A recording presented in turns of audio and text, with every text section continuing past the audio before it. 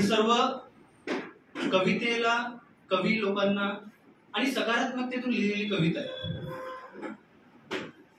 खबरदार, खबरदार खऱ्या कवी आणि कवितेविरुद्ध बोललात तर, खबरदार खऱ्या कवी आणि कवितेविरुद्ध बोललात तर खबरदार. खऱ्या कवी आणि कवितेची कुणीही केलेली टिंगलटवाळी मला मुळीच आवडत नाही.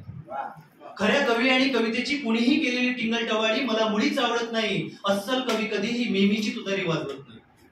अस्सल कवी कधीही मिमीची तुतारी वाजवत नाही. माझ्या कविता छापा, माझ्या कविता छापा म्हणून प्रकाशकासमोर नंदी बैलासारख्या माने डोलावत नाही. माझ्या कविता छापा, माझ्या कविता छापा म्हणून प्रकाशकासमोर नंदी बैलासारख्या मानाही डोलावत नाही. खऱ्या कवीची कविता असते तलवार, खऱ्या कवीची कविता असते तलवार. तिला असते सत्य अनुभवाची धार. ती आपल्या हरेक अर्थपूर्ण शब्दातून अशी सपासप करते वार की ऐकणाऱ्या, वाचणाऱ्या, जाणत्या विवेकी विचारांचे पटदिशी उघडते द्वार. ऐकणाऱ्या, वाचणाऱ्या, जाणत्या विवेकी विचारांचे पटदिशी उघडते द्वार. आणि तिला मिळते तिच्या पराक्रमाची वाहवा अशी दाद. आणि तिला मिळते तिच्या पराक्रमाची वाहवा अशी दाद.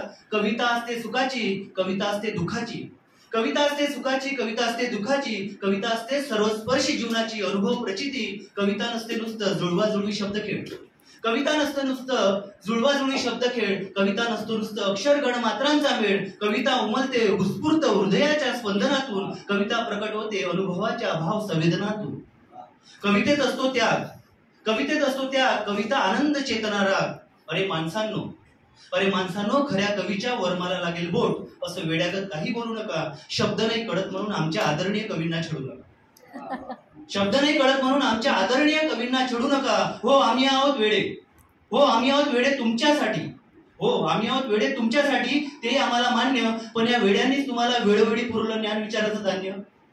पण या वेड्यांनीच तुम्हाला वेळोवेळी पुरवलं ज्ञान विचाराचं धान्य. प्रगतीची दिशा, ध्येयाची वाटचाल, प्रेरणा, सामर्थ्य, शक्ती, प्रेम, आनंद.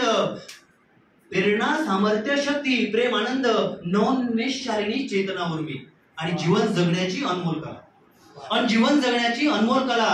सुजन हो, खऱ्या कवीची कविता असते हृदयस्पर्शी. खऱ्या कवीसाठी आकाशबाब, खऱ्या कवीसाठी आकाशबाब. आणि आई असते धरती आणि ग्रह दिशा असतात बहीण भाऊ.